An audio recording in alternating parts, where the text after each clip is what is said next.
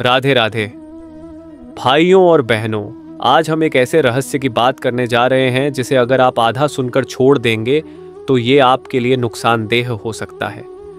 श्री कृष्ण जी ने गीता में कहा है कि अधूरी बात सुनकर छोड़ देना भी पाप के समान है। इसलिए इस वीडियो को शुरू से अंत तक ध्यान से देखिए। नवरात्रि केवल उपवास और पूजा का नाम नहीं है, यह आत्मशुद्धि और साधना का पर्व है। संत प्रेमानंद जी महाराज हमेशा कहते हैं, साधना का समय शरीर और मन की पवित्रता का समय होता है। इसीलिए नवरात्रि में स्त्रियों को विशेष रूप से संभोग से परहेज करने की सलाह दी जाती है। क्या आपने कभी सोचा है कि देवी की उपासना के 9 दिनों में शरीर और आत्मा पर इतना संयम क्यों जरूरी है?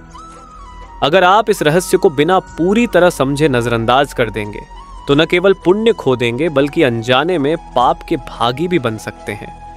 तो मेरे प्यारे दर्शकों, गीता ज्ञान टॉक्स चैनल से जुड़े रहिए, वीडियो को अंत तक देखिए। बीच में एक खास रहस्य मैं खोलने जा रहा हूं जो आपके जीवन की सोच ही बदल देगा। कहीं स्किप मत कीजिए क्योंकि अधूरा ज्ञान सबसे बड़ा अभिशाप है। नवरात्रि में स्त्रियों को संभोग से परहेज क्यों करना चाहिए? आपने अक्सर सुना होगा कि इन 9 दिनों में भोजन में परहेज, विचारों में परहेज और कई तरह के नियम बताए जाते हैं। लेकिन सबसे बड़ा और अहम नियम यही है कि इन दिनों शारीरिक संबंध बनाने से बचना चाहिए। अब सवाल उठता है, क्यों? क्या इसका कोई वैज्ञानिक आधार है या केवल धार्मिक मान्यता? इस रहस्य को समझने के लिए पहले हमें नवरात्रि का महत्व समझना होगा। नवरात्रि केवल पूजा पाठ भर नहीं है, ये वो समय है जब साधक अपने अंदर की शक्तियों को जागृत करता है। संत प्रेमानंद जी महाराज कहा करते हैं, साधना के समय वासना में डूबा हुआ मन कभी ईश्वर की ओर नहीं जा सकता। और यही कारण है कि संयम को सबसे बड़ी साधना माना गया है। सोचिए, जब आप माँ दुर्गा की उपासना कर रहे हैं, दीप जला रहे हैं, मंत्र जाप कर रहे हैं, तो क्या यह शोभा देता है कि उसी समय आपका मन और शरीर वासना में डूबा रहे? यह ऐसा है जैसे एक तरफ आप गंगा जल से स्नान कर रहे हों और दूसरी तरफ उसी जल में कीचड़ फेंक रहे हों। यहाँ मैं आपको चेतावनी देना चाहूँगा, अगर आप इस वीडियो को बीच में छोड़ देंगे तो आप उस असली कारण को कभी नहीं जान पाएंगे जिसके लिए आज तक संत महात्मा हमें संयम की सीख देते आए हैं। श्री कृष्ण जी ने गीता में कहा है कि अधूरी बात सुनना और छोड़ देना, अधूरा ज्ञान लेना, ये सबसे बड़ा पाप है। इसलिए ध्यान से अंत तक सुनिए। अब देखिए, नवरात्रि का सीधा संबंध है ऊर्जा से। जब हम व्रत रखते हैं, उपवास करते हैं, तो शरीर की ऊर्जा ऊपर की ओर उठती है। इसे ही योग की भाषा में कुंडलिनी शक्ति कहा गया है। इन दिनों साधक के पास ये अवसर होता है कि वह अपनी सोई हुई शक्तियों को जगाए और दिव्य चेतना से जुड़े। लेकिन अगर इस समय स्त्री पुरुष संभोग में लिप्त हो जाएं, तो सारी ऊर्जा निचले चक्रों में बर्बाद हो जाती है। प्रेमानंद जी महाराज कहते हैं, मनुष्य का जीवन केवल भोग के लिए नहीं है, ये तो योग और त्याग के लिए मिला है। जो व्यक्ति नवरात्रि जैसे पवित्र समय में भी वासना पर नियंत्रण नहीं कर पाता, वह साधना का कोई लाभ नहीं उठा सकता। बल्कि कई बार तो ऐसे लोग अनजाने में पाप के भागीदार भी बन जाते हैं। अब थोड़ा डराने वाली सच्चाई भी जान लीजिए। शास्त्रों में साफ लिखा है कि जो व्यक्ति नवरात्रि में संभोग करता है, उसकी साधना निष्फल हो जाती है। उसकी पूजा का फल उल्टा पाप में बदल सकता है। यानी जो पुण्य मिलना चाहिए था वो हाथ से निकलकर पाप का कारण बन सकता है। और बहनों के लिए तो ये नियम और भी कठोर बताया गया है। क्यों? क्योंकि स्त्री में शक्ति तत्व विद्यमान होता है, वही शक्ति जो माँ दुर्गा का स्वरूप है। जब स्त्री संयम रखती है तो उसका तेज और आभा दोगुनी हो जाती है।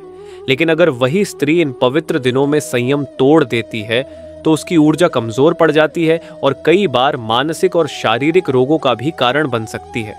अब जरा सोचिए, जब पूरा ब्रह्मांड माँ की आराधना में लीन है, जब साधक अपनी आत्मा को पवित्र कर रहे हैं, तो उस समय अगर कोई स्त्री पुरुष केवल देह सुख में डूबे हैं, तो क्या माँ दुर्गा उन पर प्रसन्न होंगी या फिर नाराज? इसका उत्तर आपके हृदय में ही है। यही मैं फिर कह रहा हूँ, वीडियो को स्किप मत कीजिए। आगे मैं वो कारण बताने जा रहा हूँ जो शायद आपने पहले कभी नहीं सुना होगा। आजकल कई लोग कहते हैं कि ये तो सिर्फ पंडितों की बनाई हुई बातें हैं, असलियत में कोई फर्क नहीं पड़ता। लेकिन ये सोच गलत है। विज्ञान भी मानता है कि जब शरीर उपवास की अवस्था में होता है और साथ ही साधना या प्रार्थना करता है, तो उसकी चेतना की तरंगें बहुत ऊंची हो जाती हैं। उस समय अगर वासना हावी हो जाए तो पूरा सिस्टम डिस्टर्ब हो जाता है। इसीलिए प्रेमानंद जी महाराज कहते हैं, सात्स्यु, साधक का पहला कर्तव्य है अपने मन और शरीर को काबू में रखना। जो संयमित नहीं वो भक्त कभी सिद्ध नहीं हो सकता। तो भाइयों और बहनों, ये केवल परंपरा या डराने के लिए कही गई बात नहीं है, ये आपके आध्यात्मिक और मानसिक कल्याण के लिए है। अगर आप सच में माँ दुर्गा की कृपा चाहते हैं तो इन 9 दिनों में संभोग से पूरी तरह परहेज करें। नवरात्रि कोई साधारण दिन नहीं होते, ये पूरे साल में आने वाले वो 9 दिन हैं जिन्हें शक्ति के जागरण का पर्व कहा गया है।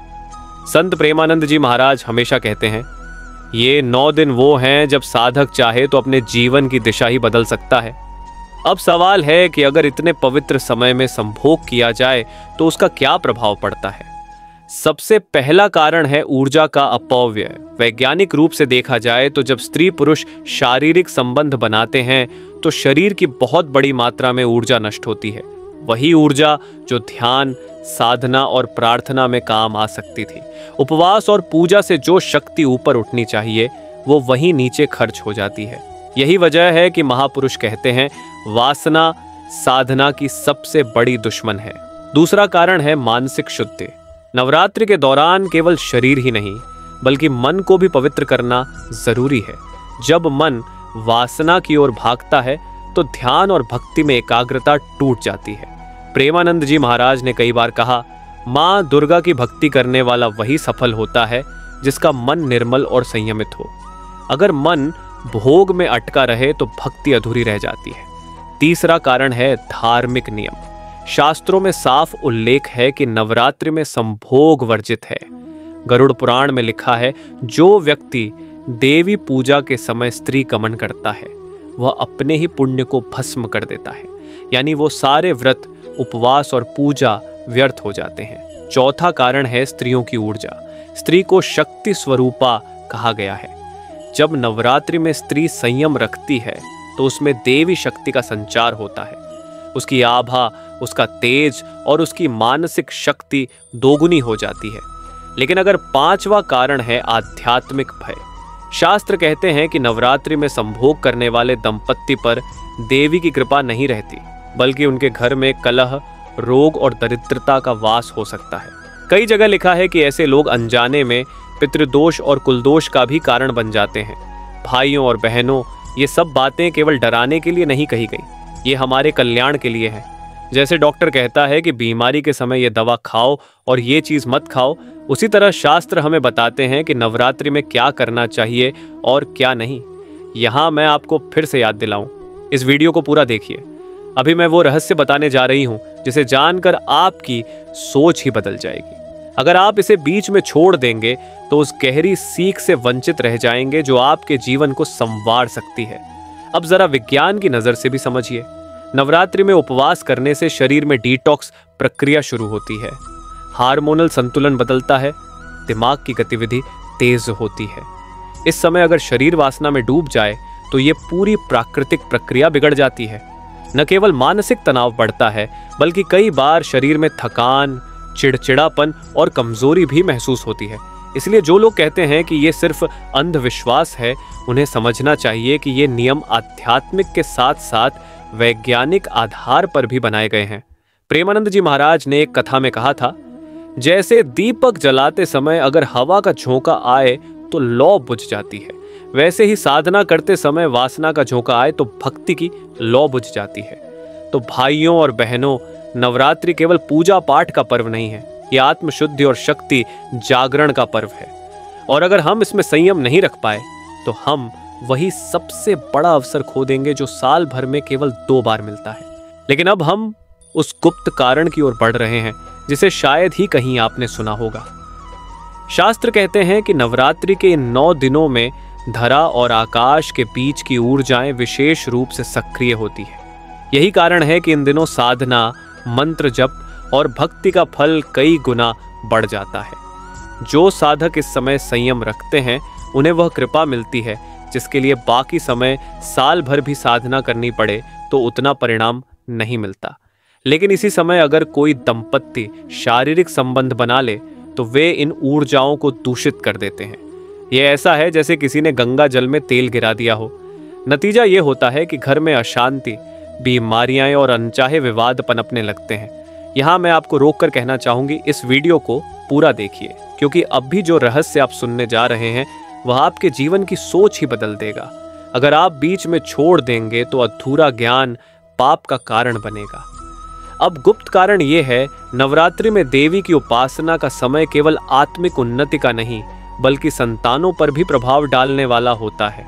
अगर इस समय स्त्री पुरुष संभोग करते हैं और गर्भाधान हो जाए तो जन्म लेने वाले बच्चे का मानसिक और शारीरिक विकास प्रभावित हो सकता है। शास्त्रों में कहा गया है कि ऐसे बालक में अस्थिर मन, क्रोध और अस्वस्थता अधिक देखी जाती है।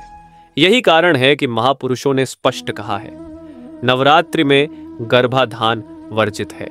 प्रेमानंद जी महाराज ने भी कहा है, माँ दुर्गा के पावन दिनों में जिसने संयम रखा वह अपनी संतानों को भी दिव्यता और संस्कार की विरासत देता है। जिसने संयम तोड़ा उसने अपनी संतान को अशांति की विरासत दी।